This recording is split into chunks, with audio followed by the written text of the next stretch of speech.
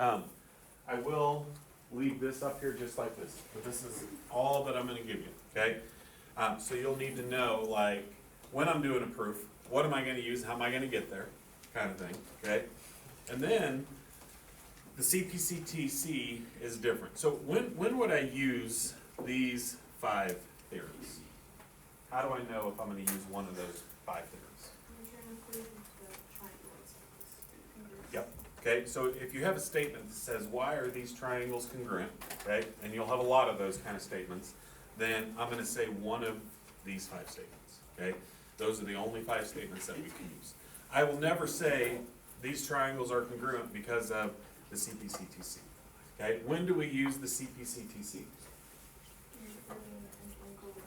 Angles or sides, okay? So there's a couple of proofs on your review where the proof statement says, let's prove these 2 sides are congruent, or let's prove these 2 angles are congruent.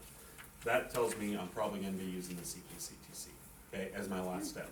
Now, in order to do this, I have to prove one of the theorems first to do this, because the CPCTC essentially says, if the triangles are congruent, then all the pieces of those 2 triangles are congruent.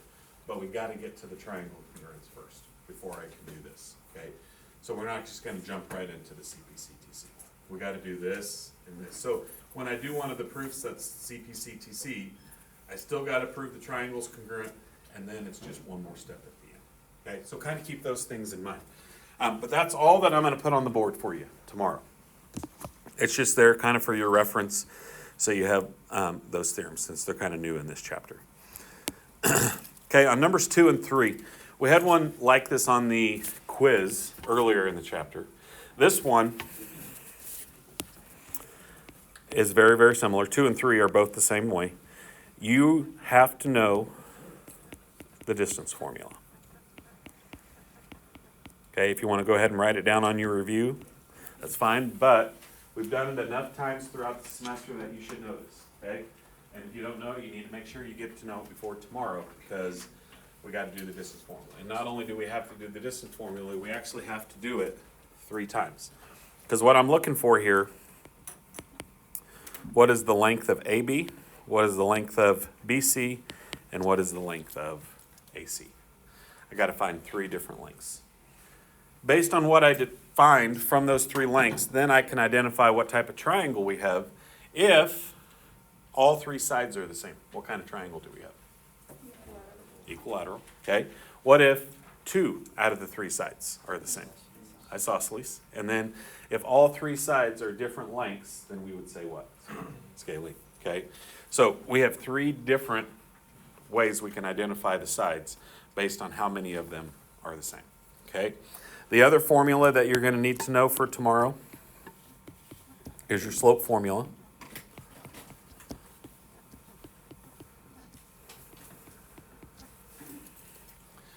Okay, so those are the 2 things, and on the review here, there's 2 different problems. 2 and 3 are essentially the same thing.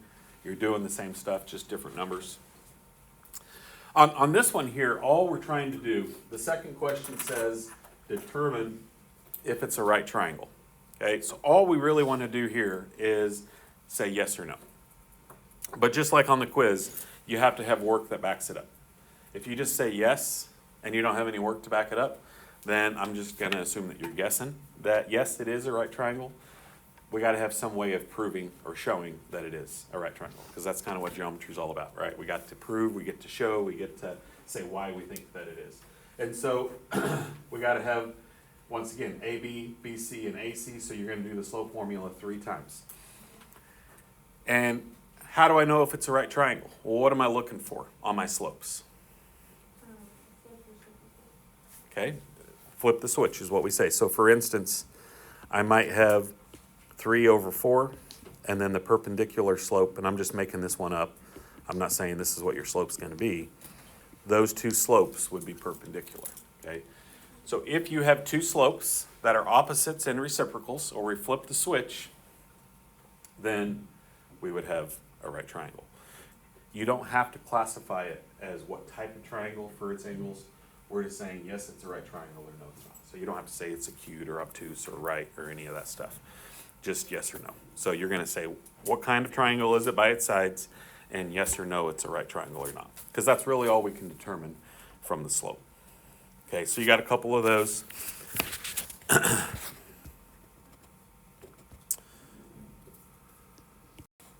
Okay, this one here, what I would say on this one is we're using all the properties of isosceles and equilateral. And we talked about this pretty recently. I think it was Friday when we went over these types of problems. But on the left-hand side, what kind of triangle do we have? Equilateral, right? And we know that because all three sides are marked as the same. So we know immediately that that's an equilateral triangle, but I don't know any of the sides. I know they're all the same, but I gotta find one, and if I find one, I know all three, okay? The only side that I know is this side over here, but it's on the other triangle. So what I would do is I would just cover up this equilateral triangle over here. And what kind of triangle do we have on the right? Isosceles. We have two sides that are the same, right? This side and this side are the same length. So we know it's isosceles. So, based on the markings, if this side is 6, what's this guy here have to be? It's got to be 6 as well, okay? So go ahead and label it on your picture. We know this side is 6, okay? And if that one side is 6 right here, based on the markings here, all three of these are the same. And another thing you really could do here as well is because all of these markings are the same, that means all of those lengths are the same, right? And that's one thing that we've talked. Everything that has the same marking is the same. So all 4 of these sides are really the same length. So these are all going to be 6. So ZA is 6. But we got to find X, Y, and Z. Since we know that this triangle over here is equilateral, don't get angles and sides confused. Sides are the length, angles are the angle measure, and so those two are completely different to one another. What do we know is true about all equilateral triangles? All 60-degree angles, okay? So we know there's 180 total in the triangle, so 180 divided by 3 means X would be 60. And we would actually know all 3 of these are 60. Okay? So label it as you go. Okay? All of that information is going to be pretty essential to what we're trying to get to and where we're trying to go. Okay? Now, as we've gone throughout the year, we keep pulling in things that we haven't used for a while. And we haven't used this for a little bit. But if 2 angles together form a segment or a line, what do I know about those 2 angles? Makes 180, right? And then that's something we've seen over and over and over again throughout the year. So if this guy over here is 60, then what's the angle right next to it have to be? 120, okay? So those are both going to add up to be 180. Okay? And where that's helpful, and in some cases, some of you guys might want to redraw it. It might be helpful just to see this triangle all by itself. The other thing that we know about an isosceles triangle is if these 2 sides are the same, then the angles across from those 2 sides are also the same. So we have 2 sides the same, we also have 2 angles the same. Okay. And somebody said yesterday, well, does that mean that they're all 120? No, 120 is the big one. Plus, we can't even have 2 angles 120 because we only have 180 in a triangle, right? So keep that in mind as well. We know this triangle is going to add up to be 180. We know these 2 are the same. How many degrees do we have left over in that triangle? We have 60, right? And we know the 2 are the same, so then that would just be 60 divided by 2, which would be 30 degrees. Okay. Just take it one step at a time, one piece at a time. Okay, you have to find X, Y, and Z. You don't necessarily have to find X first always, okay? Kind of depends on which piece we have and which one would be easiest to find. Doesn't always have to be in order of X, Y, Z.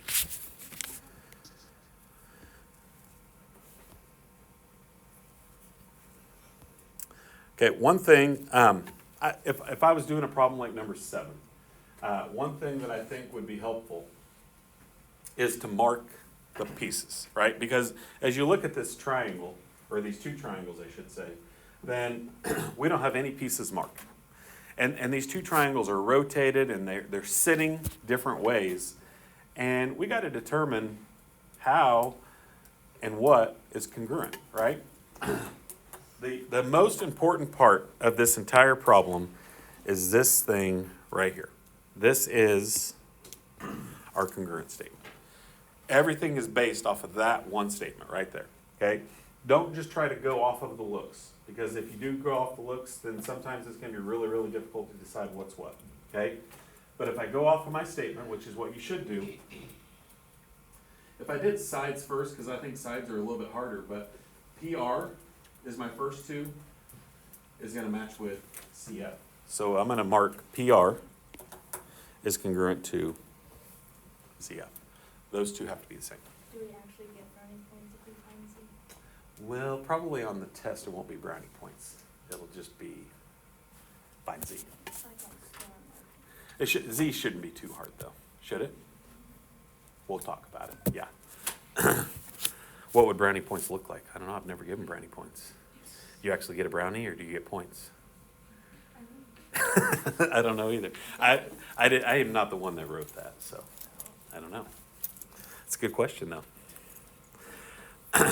Okay, RS is going to match with FH. Okay, so here's RS, here's FH. Mark them. Okay, so we know these pieces are congruent, and then obviously the third side has to be congruent. Okay, by doing that, then I know immediately what's going to be with what. Okay, so for instance, 2x minus 7 is PS, right? 2x minus 7 is going to match with 39. So now I know what 2x minus 7 is going to match up with. And from there, it's just solving an equation. Okay, angles could be the same way.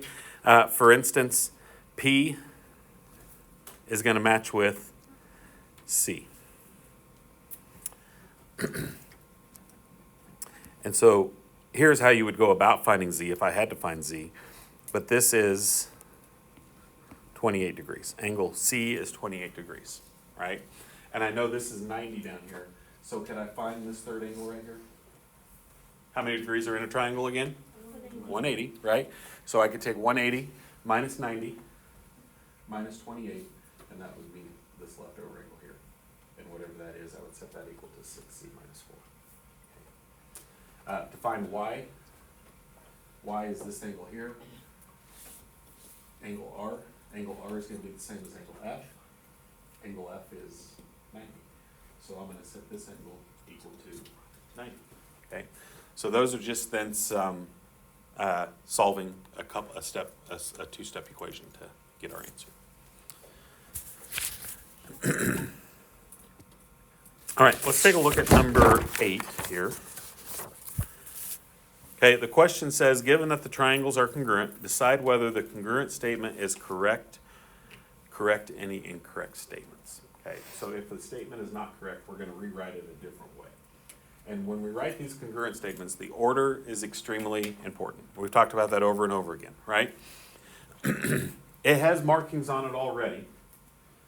So what we're saying here, A has to go with D, B has to go with E, and C has to go with F. What would probably be easier is looking at AB and DE. So would AB and DE match up? No. And how do we know they don't match up? Do what? The markings, absolutely, right? This has one marking, this has two markings. That immediately right there tells me, we don't want to go off of looks, right? But the markings will tell me. If they don't have the same marking, then I've rewritten that in the wrong order. So I got to rewrite this. The first triangle can still be written ABC. Or another way if you want to. You don't have to go in ABC. If there's another way you want to go, you can go another way too. What should A match up with instead of D? Right now it has matched up with D. F. Okay. We know it can't match up with E because E and B are the same. So we're going to go triangle F, E, D. And those would be the three that match up. Okay. So we're just rearranging the letters. We had one like that on the quiz where we put it out of order. We had them in the wrong order, okay? And you got to really look at the parts. The markings will tell you everything you need to know. And not everything is marked, right? And so that's what makes it a little bit tricky is not everything is marked. So because A and F don't have the same marking, then how do I know what goes with what? Well, AB is the short side here, so it's got to match with FE. And that's how I can kind of tell. Short side to short side. And those two have the same marking.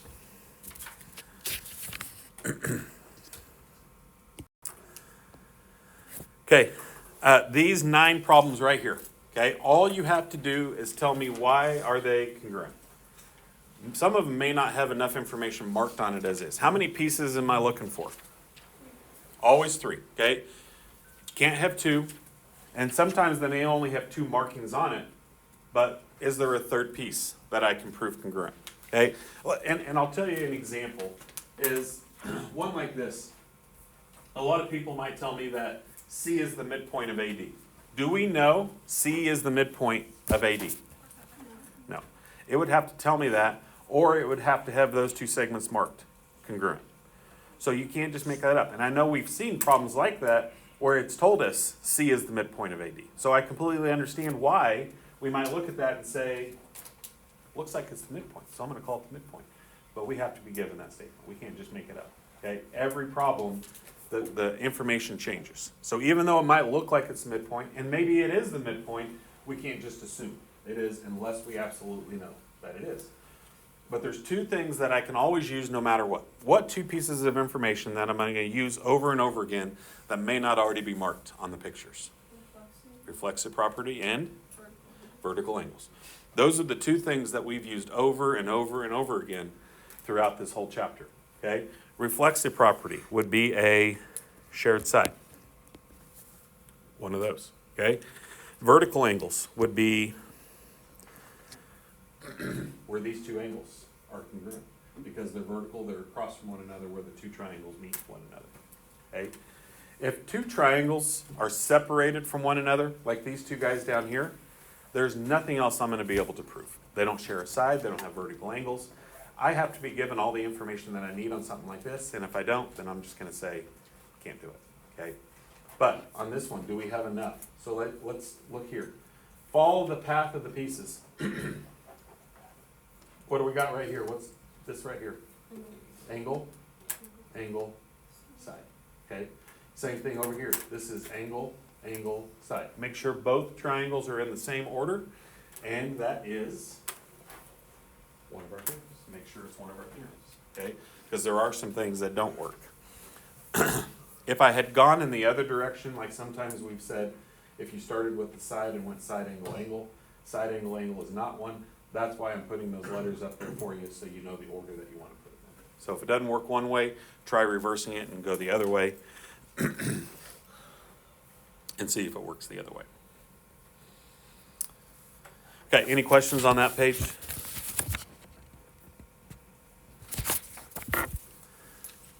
Previous page. Okay, so let's take a look at number 10.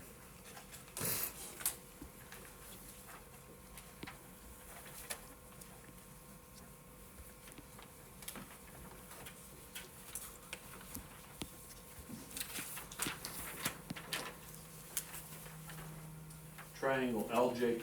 LJK is that first one. Actually, that is, I did not draw that one right, did I? Let's make it a better picture here.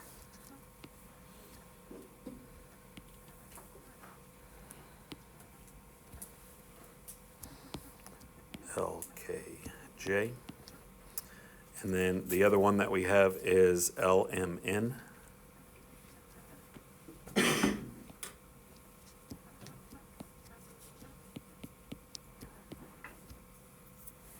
Okay, they give me 2 pieces on those 2 triangles. And I think that it's easier to identify and mark the picture and the triangles if they're separated. Trying to do it on the picture where they're overlapping is a little bit more difficult to do. So, angle L is congruent to angle L. That's pretty easy to mark. Okay, 2 angle L's. LK is congruent to LN. And it's going to be a piece on one triangle and a piece on the other triangle that we're comparing. Right now we got two pieces. So the question is asking us, what's the third piece that we need to prove angle side angle? Well, in order to do angle side angle, it's got to be in that order. So like for instance here, we have an angle, we have a side, so I want the next angle that the side is in between. So it's got to be this angle right here. Okay, but if I look up here, I don't just want to call it angle K because there's several angles happening at angle K. So what would be the best way to name that angle? Okay, LKJ. Yep.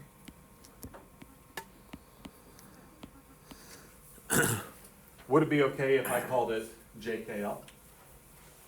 Yep, okay. But K's got to be in the middle. That's the part that makes the difference. We're talking about angle K, K's got to be in the middle. So make sure that K is in the middle of those three. And then we're going to say is congruent to angle. And then this one over here, we're looking for this angle right here because it's once again an angle side angle right through there. Okay. What would I name this angle here? What do you think, Andrew? What would I call this guy? Okay, good. L and N. Would it be okay if I said MNL? Yeah, okay. When I name, the only thing that matters is that N's in the middle, okay? And we don't just want to call it angle N unless it's the only angle. Like down here, this is the only angle at M, so it's okay if I call it angle M. There's no other angles at M. So we know pretty sure what angle M is referring to. Okay, so you just have to tell me what that third side would be. What is the third piece that I would need if I was going to do angle side angle or angle side or whatever theorem we're trying to do. Okay, on these here, I'll kind of show you what I'm looking for. You're going to redraw the triangles. I think the easiest thing to do here is to redraw the triangles. And it tells me the two triangles that I am focused on. Okay, so I think it might be up. All right, the last thing that we'll talk about here, if it tells me I'm trying to prove two triangles congruent, pay attention to the symbols. We're proving two triangles congruent, then I know that I'm going to use one of these statements as my last statement, okay, one of these theorems. These two triangles are congruent because of angle, side, angle, side. One of those theorems, okay? We got to go through and mark the picture, write a proof out, and state all the information that we have. As you do it, mark the stuff on your triangles, okay? So that way it's easier when I get to that point. Do I have three pieces, and what three pieces do I have? Which theorem am I going to use, okay? So practice marking it, writing it out, setting up the proof. But I would be done at that point. My last statement is going to be these two triangles are congruent because of one of those theorems. On 15 and 16, this is not a triangle, this is an angle, right? We're proving that two angles are congruent. So we're going to go through the same process. We're going to prove the triangles are congruent first, but then I got to add one more step to the end. I'm going to say the two angles are congruent because of the CPCTC. Or, on this one, we have two sides. The two sides are congruent because of CPCTC. So CPCTC is used for sides or angles. These five are used for triangles. So make sure you understand that difference when you're doing the proof. Because that's probably one of the things that I see missed the most over the years is I'll see people say, these two sides are congruent because of side, angle, side. Okay? And that doesn't make a whole lot of sense. Okay? We have to use side, angle, side for triangles, not for sides. Okay. Any questions on anything so far? Okay, the rest of the hour you have